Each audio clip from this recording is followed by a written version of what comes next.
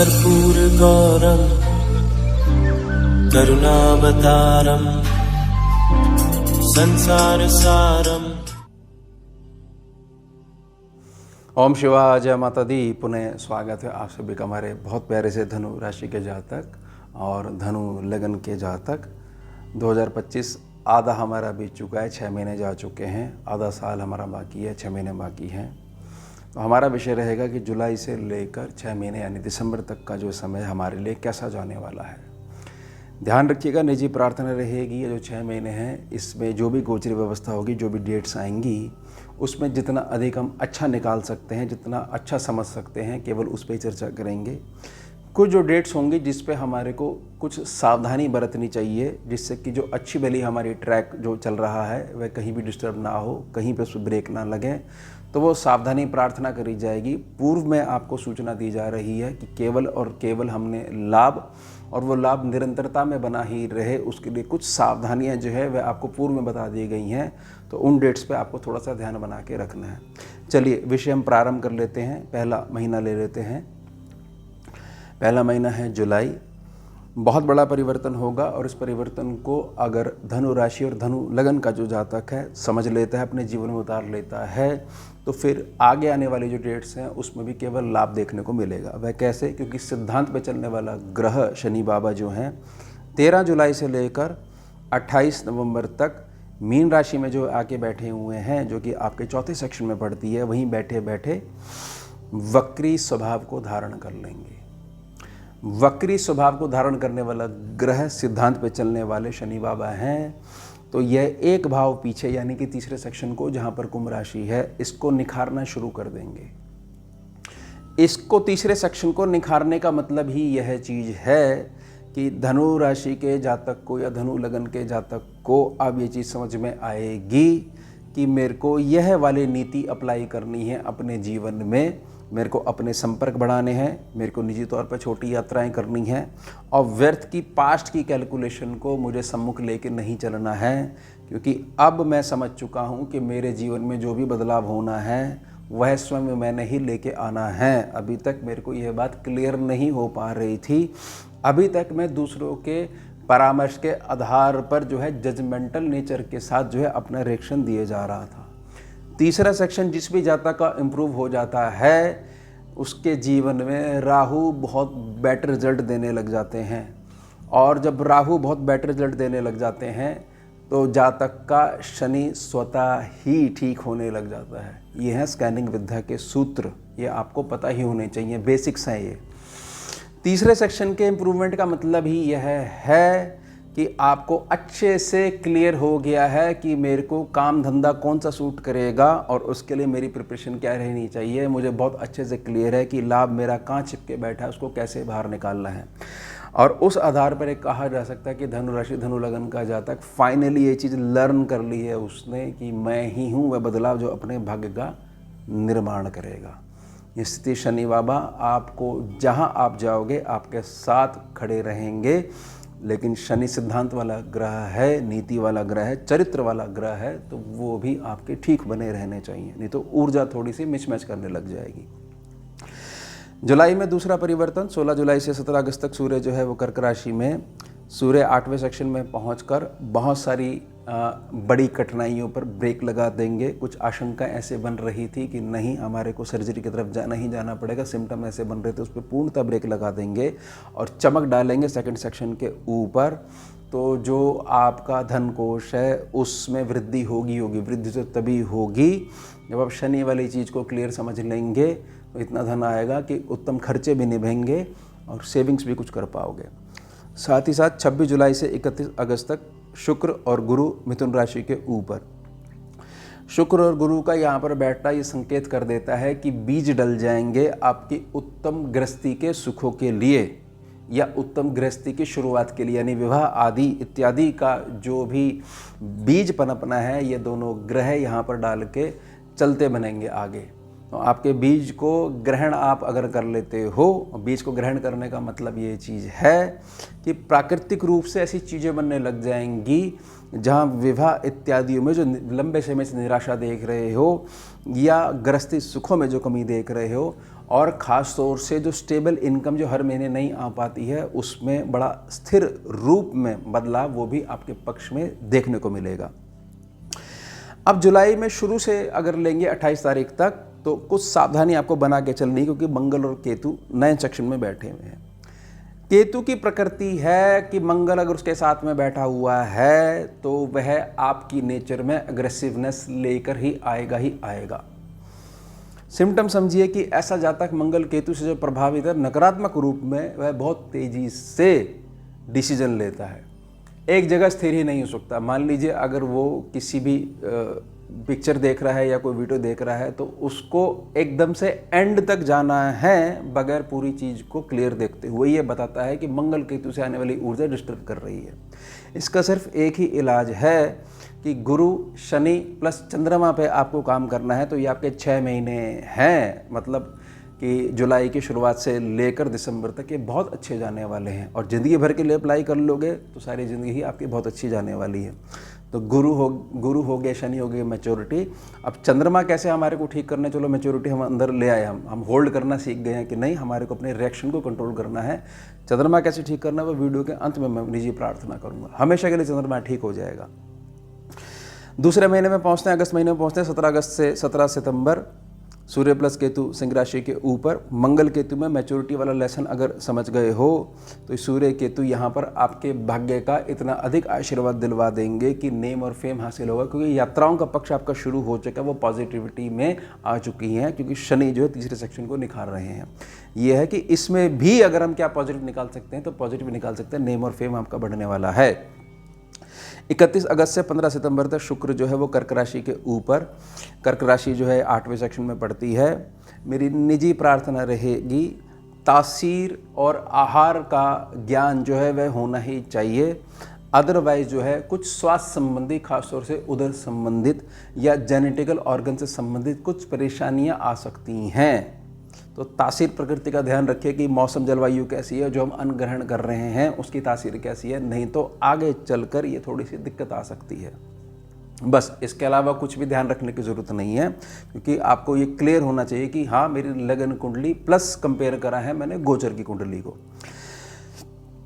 सितंबर तीसरे महीने में पहुंचते हैं। 15 सितंबर 17 सितंबर 2 दिन सूर्य शुक्र और केतु सिंह राशि के ऊपर। सिंह राशि भाग्य में है। मेरी निजी प्रार्थना रहेगी, ये बेशक 2 दिन है, 2 दिन में जो भी आपका काम धंधा है, अगर वहाँ पर ऐसी स्थिति उत्पन्न हो रही है कि आपको समझ में नहीं आ रहा है, तो क्विक डिसीजन से बचिएगा। ट्रेडिंग के अगर काम में है, कुछ भी खरीदते हैं बेचते हैं, क्विक डिसीजन से बचिएगा। शेयर मार्केट का काम अगर आप कर रहे हो और अभी तक आपकी जो भी प्लानिंग रही है, जो भी अप्लाई करते हो, आप प्रॉफिट में रहे हो, ये 2 दिन आपको होल्ड करना आना चाहिए। खास तौर से जो बहुत ज़्यादा बच्चे जो हैं और बड़े लोग भी हैं जो इसकी तरफ आकर्षित हो रहे हैं, मार्केट की तरफ आकर्षित हो रहे हैं, ये कुछ डेट्स ऐसी होती हैं, उस दौरान जो आपका निजी अनुभव है, होल्ड करने की क्षमता है, वह ही काम आती है, वही आपको बड़े लॉसेस से बचाती है। तो मेरी निजी प्रार्थना रहेगी, कुछ करने की आवश्यकता नहीं है, जो जैसा चल रहा है 2 से 3 दिन, बल्कि मेरी तो 2 दिन के अलावा पूरे 1 हफ्ते 10 दिन तक प्रार्थना, कुछ होल्ड करिएगा, अपने एक्सपीरियंस के बेस पे फिर आगे मूव करिएगा। अदरवाइज लगन कुंडली की मजबूती के अभाव में कुछ जो है आपको थोड़ी सी परेशानी देखने को मिल सकती है। अब 15 सितंबर से 9 अक्टूबर शुक्र प्लस केतु सिंह राशि के ऊपर। सिंह राशि के ऊपर शुक्र प्लस केतु हैं, तो एक बात बहुत अच्छे समझ लीजिएगा, किसी भी व्यक्ति को अगर आपको खराब करना है, कोई भी व्यक्ति हो, आदमी हो, औरत हो, कोई भी हो, उसके जीवन में व्यर्थ का स्त्री पुरुष आकर्षण आप लाकर छोड़ दो। वह अगर उसकी चपेट में आ गया तो अच्छा भला समझदार आदमी जो है बिल्कुल जो है डाउनफॉल की तरफ जो है अग्रसर हो जाएगा। यानी कहीं ना कहीं ये जो स्थिति है शुक्र केतु की, यह कुछ स्थितियां ऐसी उत्पन्न करेगी कि जिसके कारण से लगेगा तो हाथ में कुछ भी नहीं, लेकिन हाँ, अच्छे भली जो आपकी गाड़ी संतुलित गाड़ी चल रही थी उस पर तुरंत ही ब्रेक लगा दोगे। समझ रहे हो? तो ये व्यर्थ का स्त्री पुरुष आकर्षण, इसकी पवित्र प्रेम के आगे कुछ भी वैल्यू नहीं होती है, ये सदैव हमारा लॉस ही करवा के जाता है। यहाँ पर ही मैंने प्रार्थना करी थी, गुरु शनि गजब की मैच्योरिटी आपके पास होनी चाहिए। ये सब बेकार की बातें हैं, व्यर्थ का आकर्षण है, हवा है, हवा चली और हवा जो है आगे पहुँच गई।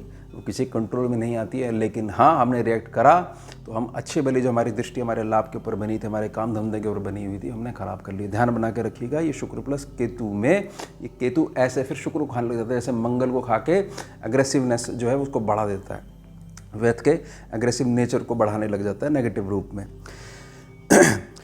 चौथे महीने प्रवेश करते हैं अक्टूबर में। 17 अक्टूबर से 27 अक्टूबर सूर्य प्लस मंगल तुला राशि के ऊपर। लाभ स्थान पे सूर्य प्लस मंगल का मतलब है कि अब आपको अपना प्रॉफिट निकालना आता है, आपको चिंतन करना आता है अपने काम के प्रति, और सबसे बड़ी बात है कि आपको ये पता है कि कहाँ पर किस लेवल की मेहनत करी जाती है तो हमारे को रिजल्ट्स देखने को मिलते हैं। आपका केवल एक ही लक्ष्य ये बना हुआ है कि मुझे मेरे सर्व लाइफ सेक्शन को संभाल के रखना है। अगर यही संभल जाएगा तो मेरे जीवन में किसी प्रकार का दुख मुझे छू नहीं पाएगा। यानी बहुत ज़्यादा पॉजिटिविटी आपके नेचर में बनी रहेगी, और साथ में सर्व लाभ सेक्शन है हर प्रकार का, रुपए का, पैसे का, रिश्तों का, और भी चीज़ों का, भौतिकता का। यानी सर्व लाभ सेक्शन जीवन में जो भी लाभ हैं वो बहुत तेज़ी से बढ़ने लग जाएंगे। पराक्रम योग है, ये विक्रम योग है सूर्य मंगल, और स्कैनिंग विद्या में इसको गुरु शिष्य परंपरा योग बोलते हैं। ये गाइडेंस मिलती रहती है जातक को।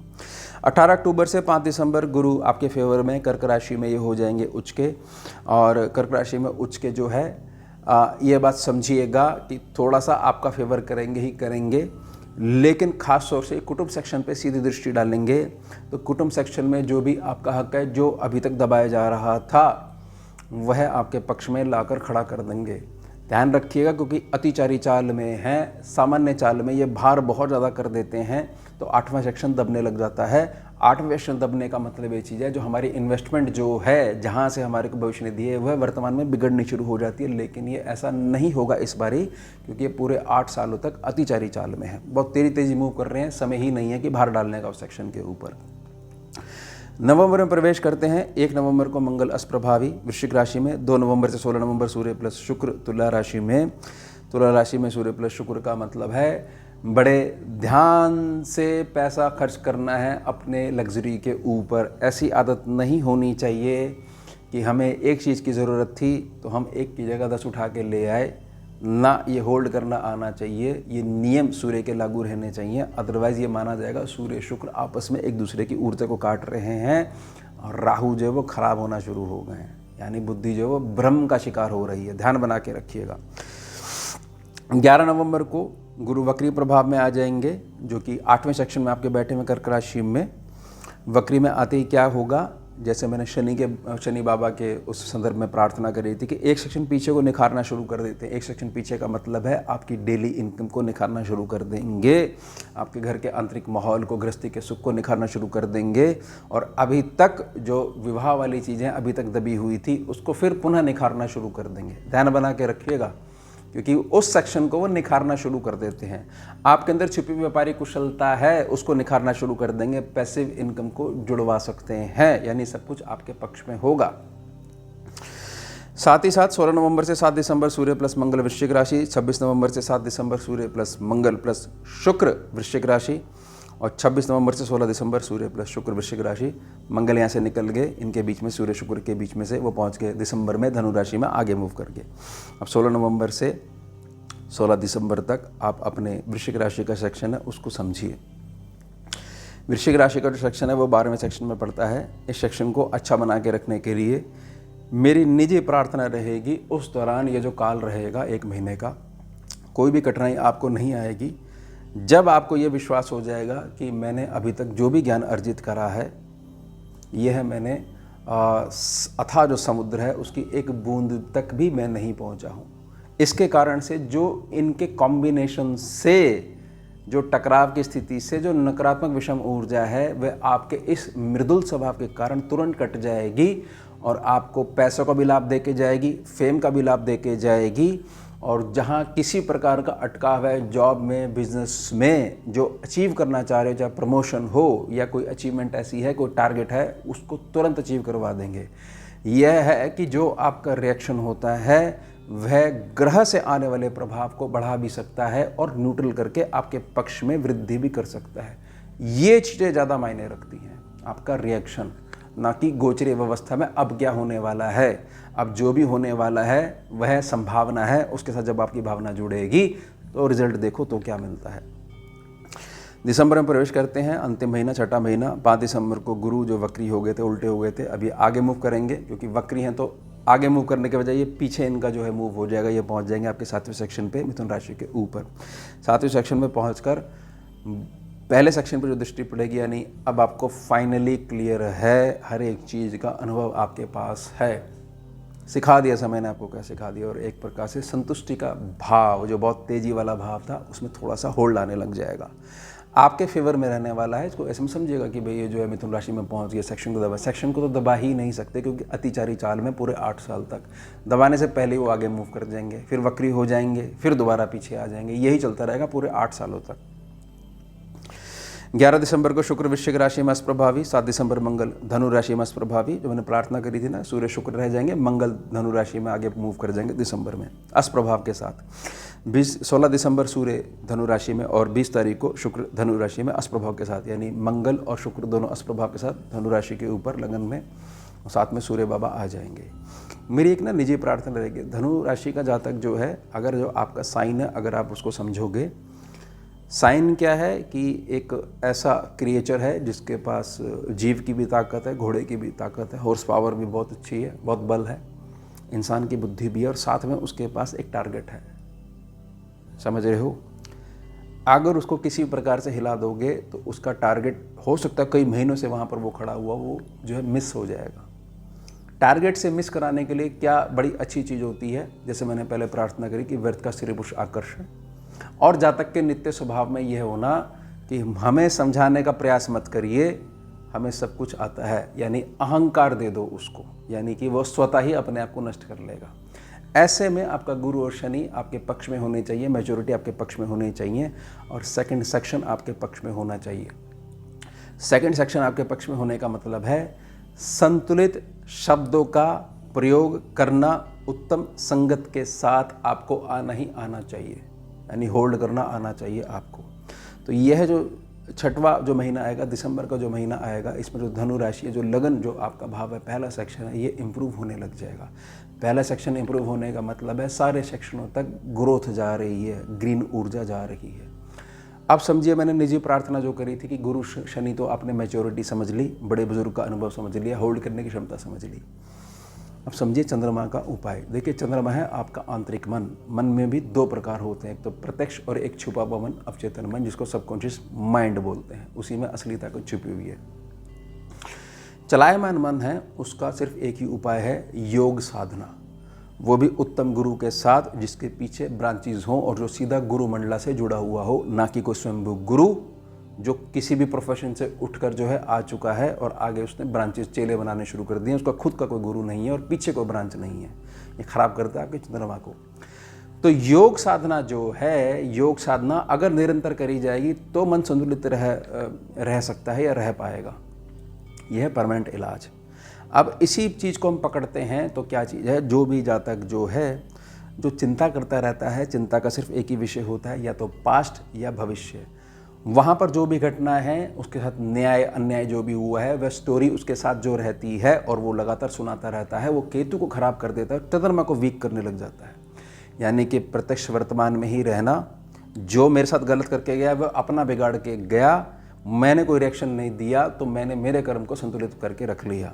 मैं वर्तमान में ही रहता हूँ, भविष्य की चीज़ों को देखकर मैं वर्तमान में कार्य तो करता हूँ लेकिन वापस भविष्य में नहीं जाता हूँ। थोड़ा सा मैं उसको देखता तो हूँ।